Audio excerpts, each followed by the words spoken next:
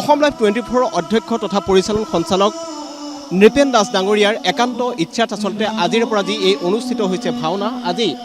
অনন্ত বিজয় শিল্পী সমাজ বৰখেলিয়াৰ মৎস্য অৱতাৰ ভাওনা ইতিমধ্যে আৰম্ভ হৈছে 4:57 হোৱাৰ লগে লগে আচলতে এই ভাওনা অনুষ্ঠিত হৈছে মই পৰিৱেশ দেখুৱাইছোঁ আচলতে অসম লাইভ 24 দৰ্শকসকলক আৰু খুব সুন্দৰভাৱে আধ্যাত্মিক পৰিৱেশৰ মাজেৰে পৰম্পৰাগতভাৱে এই ভাওনা অনুষ্ঠিত কৰা হৈছে মই পৰিৱেশ দেখুৱাই গৈছোঁ আচলতে সপ্ত বৈকুণ্ঠ ধামলৈ পৰ্যবেক্ষিত হৈছে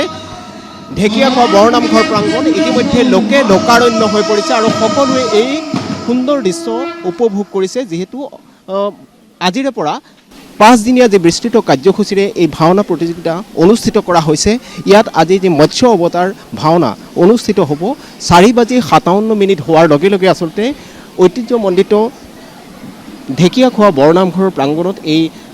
ভাওনা প্ৰতিযোগিতাৰ প্ৰথমে গায়ন বায়নৰ দৃশ্যাংশ মই দেখুৱাই গৈছোঁ আৰম্ভ হৈছে খুব এটা সুন্দৰ দৃশ্য আধ্যাত্মিক পৰম্পৰাৰ মাজেৰে আচলতে আজি সপ্ত বৈকুণ্ঠ ধামলৈ পৰ্যবেক্ষিত হৈ পৰিছে মাজুলীৰ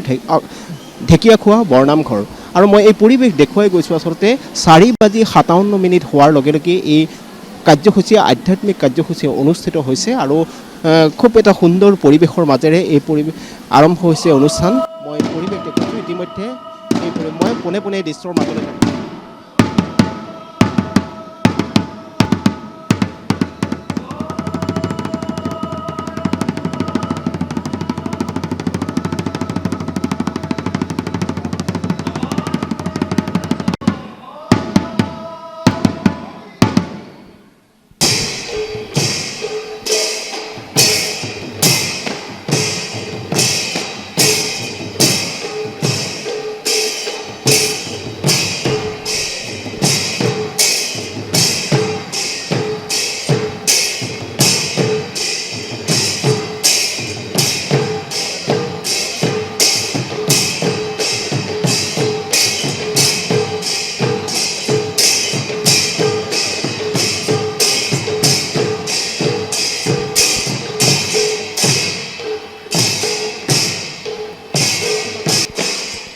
মই দেখুৱাইছোঁ আধ্যাত্মিক পৰম্পৰাৰ মাজেৰে আচলতে আজি